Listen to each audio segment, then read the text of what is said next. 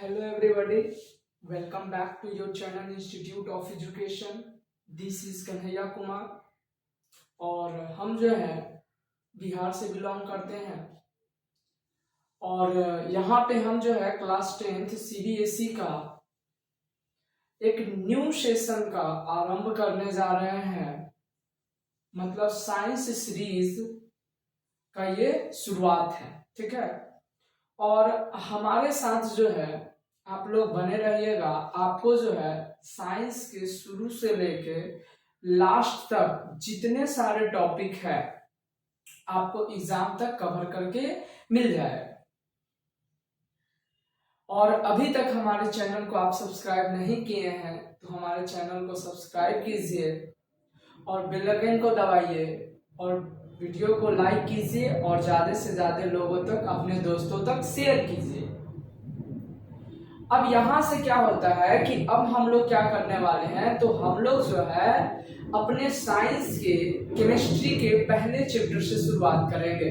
यानी science series में हम लोग सबसे पहले क्या करेंगे, केमिस्ट्री के साइंस का first chapter chemical reaction and equation start करने जा रहे हैं, ठीक है। और यहां से हम लोग जो है 2023 के लिए प्रिपरेशन होंगे 10th बोर्ड CBSE के लिए, ठीक है। कहा जाता है मंजिल मिले या ना मिले ये तो मुकद्दर की बात है। मंजिल मिले या ना मिले ये तो मुकद्दर की बात है, हम कोशिश ही ना करें ये तो गलत बात है। तो चलिए इसी बात से हम शुरुआत करते हैं भनाक से अपने न्यू सेशन साइंस सीरीज 01 का। और ये जो है हमारा इंट्रोडक्शन वीडियो रहने वाला है और आपको जो है इस बोर्ड पे प्रॉपर नोट प्रोवाइड हो रहा है, ठीक है। और यहां से हम लोग क्या करेंगे, आप लोग जो है इन जितने सारे नोट्स लिखा गया है इसको आप लोग अपने कॉपी में, ठीक है, नोट कर लीजिएगा। ओके, देन चलिए हम लोग शुरू करते हैं। सबसे पहले हम लोग जो पढ़ेंगे वो क्या पढ़ेंगे, केमिस्ट्री। केमिस्ट्री चैप्टर 1 है ना, केमिस्ट्री पढ़ने जा रहे हैं और ये चैप्टर 1 पढ़ने जा रहे हैं, ठीक है। और यहां से हम कौन बोर्ड के लिए, तो 2023 CBSE बोर्ड का तैयारी करने जा रहे हैं। हमारे टॉपिक में सबसे पहले जो आता है स्टूडेंट, वो आता है what is chemical reaction. Chemical reaction क्या होता है, ठीक। हमारे टॉपिक में सबसे पहले जो आता है वो क्या आता है, what is chemical reaction. Chemical reaction क्या होता है, केमिकल रिएक्शन एक ऐसा प्रोसेस होता है, क्या बोलेंगे, केमिकल रिएक्शन एक ऐसा प्रोसेस होता है जिसमें एक सब्सटेंस केमिकल रिएक्शन में भाग लेता है और केमिकल रिएक्शन में भाग लेने के बाद वो क्या होता है, न्यू सब्सटेंस में बदल जाते हैं, ठीक है। और जो नए सब्सटेंस में बदले हैं उसका जो प्रॉपर्टी होगा वो क्या होगा, न्यू होगा, ठीक है। तो यहां से कहता है what is chemical reaction. Chemical reaction क्या है, तो देखिए क्या कहता है, it is the process. Chemical reaction एक ऐसा प्रोसेस है इन विच जिसमें new substances with new properties are formed. यानी कि यहां से हम क्या बोलेंगे, केमिकल रिएक्शन एक ऐसा प्रोसेस है जिसमें एक नए सब्सटेंस बनते हैं नए प्रॉपर्टीज के साथ, उसी को क्या कहते हैं, केमिकल रिएक्शन कहते हैं, ठीक। दूसरा कहता है जैसे कि कुछ एग्जांपल हम लोग देखेंगे अपने डे टू डे लाइफ में, जो कि हम लोग जो है उस एग्जांपल को देखने वाले हैं किसमें, केमिकल रिएक्शन के पॉइंट ऑफ व्यू से, ठीक। आप लोग समझ पा रहे हैं मेरी बातों को, ठीक है। कहता है क्या, सबसे पहले formation of curd from milk. यानी कि हम लोग जो है दूध से क्या बना देते हैं, दही बना देते हैं। तो दूध से जब दही बनाते हैं तो मिल्क, पहले जो प्रोडक्ट था यानी कि वो मिल्क था, अब वो केमिकल रिएक्शन में भाग लिया है और क्या बन गया है, कर्ड बन गया, दही बन गया। तो दूध से जो दही बना है ये क्या है, ये न्यू प्रॉपर्टीज है। दूध क्या था अलग और जो दही बना है वो अलग प्रॉपर्टीज है उसका, है कि नहीं। और उसका जो प्रॉपर्टीज अलग है और साथ में क्या है, हमको न्यू प्रॉपर्टीज भी मिल गया, ठीक है, न्यू सब्सटेंस भी बनते हुए मिल गया। कहता है सावरिंग ऑफ मिल्क, यानी कि दूध का खट्टा हो जाना। कभी कभी गर्मियों के सीजन में जब अधिक गर्मी होते हैं तो जो दूध होता है, मिल्क होता है, वो खट्टा हो जाते हैं और उसके बाद फट जाते हैं। तो कहता है कि when milk is left at room temperature during summer, जब दूध को रूम टेम्परेचर पे रखा जाता है समर के समय, गर्मियों के समय में, तो क्या होते हैं, उसका जो स्वाद है, टेस्ट जो है वो सावरिंग, खट्टा हो जाता है, खट्टापन। बर्निंग ऑफ पेपर, यानी कि अगर हम किसी पेपर को बर्न करते हैं, जला देते हैं, तो क्या पेपर को जब जलाएंगे तो दोबारा हमको पेपर मिलेगा, नहीं मिलेगा। पेपर को हम जलाएंगे तो पेपर से दोबारा हमको जो मिलेगा वो राख मिलेगा, ठीक है। तो जो राख मिला वो क्या है, न्यू सब्सटेंस है और उसके साथ उसके पास क्या है, न्यू प्रॉपर्टीज है, ठीक। तो ये क्या है, केमिकल रिएक्शन का एग्जांपल है। फिर कहता है डाइजेशन ऑफ फूड, फूड का डाइजेस्ट हो जाना, रेपनिंग ऑफ फ्रूट्स, फलों का पक जाना, रस्टिंग ऑफ आयरन, आयरन में रस्टिंग लग जाना, फूड इज कुक्ड, भोजन का जो पकना होता है। जब क्या है, प्रोसेस ऑफ रेस्पिरेशन, ये प्रोसेस ऑफ रेस्पिरेशन यानी हम जो ब्रीदिंग इन और ब्रीदिंग आउट यानी इनहेलेशन और एक्सहेलेशन का प्रोसेस करते हैं, ये भी क्या है, एक केमिकल रिएक्शन है, ठीक है। तो यहां से हम लोग जो है ये कुछ पॉइंट देखें जो कि एग्जांपल था। उसके बाद हमारा आता है बर्निंग ऑफ कैंडल। ये जो बर्निंग ऑफ कैंडल है, सवाल आता है कि ये बर्निंग ऑफ कैंडल आखिर फिजिकल चेंज है कि केमिकल चेंज है। तो यहां से सवाल कहते हैं, तो एक बात याद रखिएगा, जो बर्निंग ऑफ कैंडल वैक्स होते हैं वो फिजिकल चेंज भी होते हैं, फिजिकल चेंज भी होते हैं और क्या होते हैं, एंड केमिकल चेंज भी होते हैं, केमिकल चेंज भी होते हैं। तो दोनों होते हैं, कैसे, तो कहता है the melting of the solid wax, मतलब कि एक सॉलिड वैक्स है, सॉलिड वैक्स करने का मतलब मान लीजिए एक सॉलिड मोमबत्ती है, ठीक है, इस तरह से क्या है, एक सॉलिड मोमबत्ती है जिसको हमने क्या कर दिया, बर्न मतलब जला दिया। तो कहता है the melting of the solid wax, तो जाहिर सी बात है आप मोमबत्ती को जलाते होंगे तो वो क्या होता है, उसमें से लिक्विड पार्टिकल जो है प्रोड्यूस होता है, मतलब कि निकलता है ना। और यहां से कहता है कि जब हम लोग मेल्ट करते हैं, यानी कि सॉरी, जब हम लोग कैंडल को जलाते हैं तो जो सॉलिड वैक्स होता है वो क्या होता है, मेल्ट कर जाता है और टू फॉर्म, और क्या बन जाता है, लिक्विड वैक्स बन जाता है। क्या बन जाता है, लिक्विड वैक्स बन जाता है। And the evaporation of liquid wax, अब देखिए सॉलिड वैक्स था, उसको जब हम जलाए, बर्न किए, तो क्या हो गया, मेल्ट किया, मेल्ट करने के बाद क्या बन गया, मेल्ट करने के बाद वो लिक्विड वैक्स बन गया। और जो लिक्विड वैक्स है उसको भी लगातार कंटिन्यूअसली जो है कैंडल को जलाते जा रहे हैं, तो जो लिक्विड वैक्स होगा वो इवेपोरेशन मतलब इवेपोरेट कर जाएगा और क्या बन जाएगा, यानी कि वो गैस यानी वेपर में कन्वर्ट हो जाएगा, ठीक। तो यहां पर हम क्या देख रहे हैं कि वैक्स जो है, कैंडल वैक्स जो है, इसका स्टेट चेंज हो रहा है, यानी सॉलिड से लिक्विड और लिक्विड से गैस में कन्वर्ट हो रहा है, ठीक। बाकी कुछ भी चेंजिंग इसमें नहीं अभी हो रहा।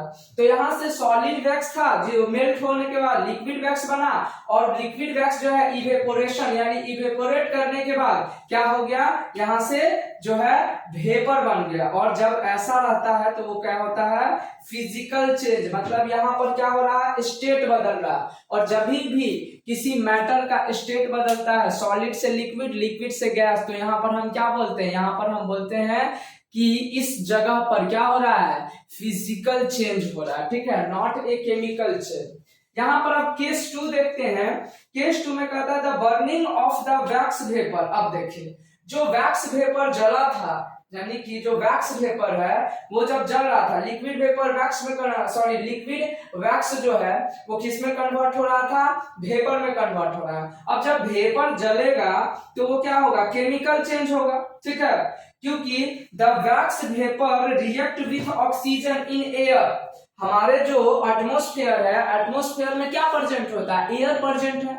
हमारे एटमॉस्फेयर में क्या प्रेजेंट है, एयर प्रेजेंट है। और जब कैंडल को जलाया जाता है तो कैंडल जो वेपर है वो क्या होगा, बर्न करने के बाद क्या कर जाता है, रिएक्ट कर जाता है किससे, ऑक्सीजन से। और ऑक्सीजन कहाँ प्रेजेंट है, तो हमारे एटमॉस्फेयर में जो एयर है उसी में ऑक्सीजन प्रेजेंट है, जिसके साथ क्या कर जाता है, रिएक्ट कर जाता है, कौन, वेपर वैक्स, और क्या बना देता है, कार्बन डाइऑक्साइड, और बाकी जो है राख बच जाता है स्मॉल अमाउंट पे। देखे किए होंगे कुछ वेस्ट प्रोडक्ट भी मिलता है जो कि राख बन जाता है।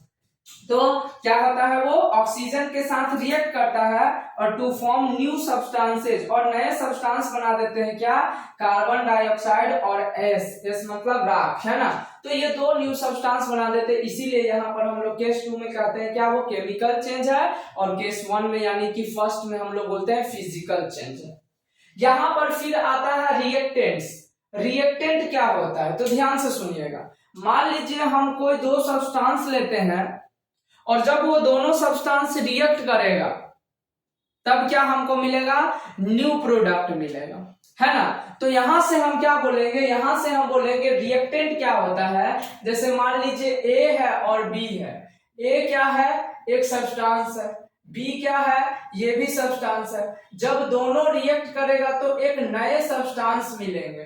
तो जो ये सब्सटेंस है, जो सब्सटेंस ए बी, जो बोलेंगे ऐसा सब्सटेंस जो कि केमिकल रिएक्शन में भाग लेता है उसको रिएक्टेंट बोलते हैं। और केमिकल रिएक्शन के बाद, आफ्टर ए केमिकल रिएक्शन के बाद जो हमको रिजल्ट मिलता है, जो न्यू सब्सटेंस मिलता है, उसी को क्या कहते हैं हम लोग, प्रोडक्ट कहते हैं। तो यहाँ पर क्या कह रहा है, the substances which take part in a chemical reaction, यानी कि केमिकल रिएक्शन में जो सब्सटेंस टेक पार्ट, हिस्सा लेता है, आर कॉल्ड, उसको क्या कहते हैं, उसको रिएक्टेंट कहते हैं, ठीक है। यानी कि क्या बोलेंगे, those substance in which take part in a chemical reaction, ऐसा सब्सटेंस जो कि केमिकल रिएक्शन में क्या करता है, भाग लेता है, ठीक है, उसी को कहते हैं रिएक्टेंट्स। प्रोडक्ट क्या होता है, तो बताएं कि रिएक्टेंट के बाद जो हमको रिजल्ट मिलता है न्यू सब्सटेंस का, वो क्या होता है, प्रोडक्ट। तो the new substances produce as a result of chemical reaction, यानी केमिकल रिएक्शन में क्या होता है, जो हमको न्यू सब्सटेंस यानी कि जो रिजल्ट मिलते हैं आर कॉल्ड, उसको क्या कहते हैं, उसको प्रोडक्ट कहते हैं। टाइप ऑफ चेंज, कितने तरह के चेंज होते हैं, तो दो तरह के चेंज होते हैं। There are two types of change, दो तरह के चेंजिंग होते हैं। कौन कौन, तो पहला हो गया फिजिकल चेंज और दूसरा क्या होता है, केमिकल चेंज। देखिए आज के हम लेक्चर में केवल और केवल क्या पढ़ने वाले, बेसिक चीजों के बारे में पढ़ने वाले। फिर धीरे धीरे क्या है, हम टॉपिक अपने बुक के टॉपिक पे आ जाए, क्योंकि सबसे पहले हम जब केमिकल रिएक्शन एंड इक्वेशन पढ़ रहे हैं तो इसमें हमको बेसिक चीज चाहिए, बेसिक नॉलेज चाहिए। रिएक्टेंट क्या होता है, प्रोडक्ट क्या होता है, ठीक है। और धीरे धीरे इस तरह से कंटिन्यूअस जो है, कंटिन्यूअसली हम अपने वीडियो मतलब कि लेक्चर को रेगुलर मतलब कि आप लोग को प्रोवाइड करते जाएंगे। आप लोग जो है हमारे वीडियो को शेयर कीजिएगा, लाइक कीजिएगा और चैनल को सब्सक्राइब कर दीजिएगा, ठीक है। अब देखिए यहां से फिजिकल चेंज क्या होता है, तो फिजिकल चेंज ऐसे चेंज होते हैं जिसके सब्सटेंस में कोई भी चेंजिंग नहीं आता है, ठीक है। शेप बदल सकता है, साइज बदल सकता है, लेकिन दोबारा वो क्या होगा, मतलब कि जिस मतलब कि शेप बदले, साइज बदले, दूसरा सब्सटेंस में कन्वर्ट हुआ है, लेकिन फिर से वो अपने ओरिजिनल शेप में, साइज में कन्वर्ट हो जाएगा, इसीलिए इसको कहते हैं फिजिकल चेंज। और केमिकल चेंज क्या होता है, तो सिंपल जो केमिकल चेंज होते हैं उसका अगर एक बार मतलब न्यू सब्सटेंस बन गया तो दोबारा जो है वो हमारा प्रोडक्ट मतलब कि जो दोबारा है वो रिएक्टेंट में कन्वर्ट नहीं हो सकता है, ठीक है। इसीलिए उसको रिएक्टेंट कहते हैं, सॉरी प्रोडक्ट कहते हैं, सॉरी केमिकल रिएक्शन कहते हैं। और फिजिकल चेंज क्या होता है, तो फिजिकल चेंज ऐसे चेंज होते हैं जिसमें अगर चेंज हो भी गया तो दोबारा रिवर्स हो जाएगा, ठीक है। तो यहां पर क्या कहता है, फिजिकल चेंज में दोज चेंज इन विच, ऐसा चेंज जिसमें no new substance are form, इसमें कोई भी नया सब्सटेंस नहीं बनता है। क्या बोले? दोज चेंज, ऐसा चेंज जिसमें कोई भी नया सब्सटेंस फॉर्म नहीं होता है, आर कॉल्ड फिजिकल चेंज, उसको क्या कहते हैं? फिजिकल चेंज कहते हैं। याद रखिएगा, क्या बोले? दोज चेंज इन विच, ऐसा चेंज जिसमें no new substance are formed are called physical change. जैसे melting of ice, freezing of water, boiling of water etcetera, ये सब क्या है? ये सब फिजिकल चेंज का एग्जाम्पल है। ओके, आगे कहता है the physical change are temporary change, जो फिजिकल चेंज होता है वो टेम्पररी चेंज होता है, परमानेंटली चेंजिंग नहीं होता है, ठीक है। Which can be reverse easily to form the original substance. देखो सिंपल समझिएगा, जो फिजिकल चेंज होता है वो क्या होता है? टेम्पररी चेंज होता है,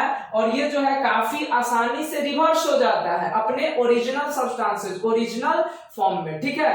परमानेंटली ये कन्वर्ट नहीं होता है, ठीक है, कि अब जैसे नया सब्सटेंस बन गया तो वो दोबारा रिवर्स नहीं हो सकता। फिजिकल में नहीं, केमिकल में ऐसा होता है। केमिकल चेंज यहां भी बता दिए थे, व्हाट इज केमिकल रिएक्शन, वही है केमिकल चेंज, कि those change in which new substance are form are called chemical change, यानी कि जिसमें नया सब्सटेंस बनते हो और जिसका नया प्रॉपर्टीज हो उसको केमिकल चेंज कहते हैं या केमिकल रिएक्शन कहते हैं, ठीक है। कहता है chemical change are permanently change, जो केमिकल चेंज होता है वो परमानेंटली चेंज होता है, ठीक है, जो एक बार अगर बदल गया तो बदल गया। जैसा कि कुछ एग्जांपल हम लोग देखे थे, एक बार अगर कन्वर्ट हो गया, जैसे आप सब्जी पका दिए तो दोबारा जो है सब्जी को वापस कच्चा नहीं बना सकते।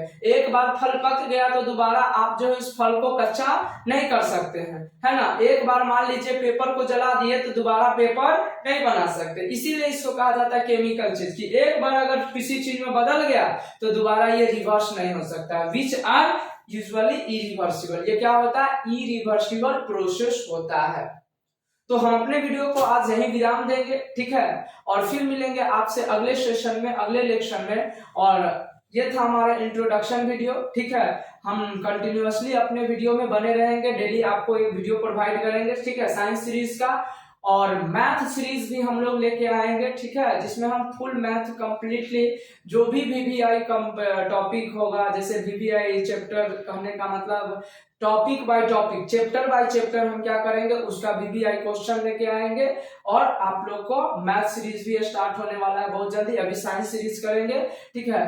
कहा जाता है यूं हाथ पे हाथ रख के मत बैठ ए मंजिल के मुसाफिर, यूं हाथ पर हाथ रखकर मत बैठ ए मंजिल के मुसाफिर, चल उठ तुझे चलना है अपने मंजिल के पीछे, चल उठ तुझे चलना है अपने मंजिल के पीछे, दुनिया तुम्हें ताना मारेगी, दुनिया तुम्हें ताना मारेगी, इससे पहले तुम अपने मंजिल को प्राप्त कर और दुनिया में अपना बेमिसाल हासिल कर। तो चलिए फिर मिलेंगे आपसे अगले सेशन में। Thank you so much watching this video. Okay, bye bye, जय हिंद।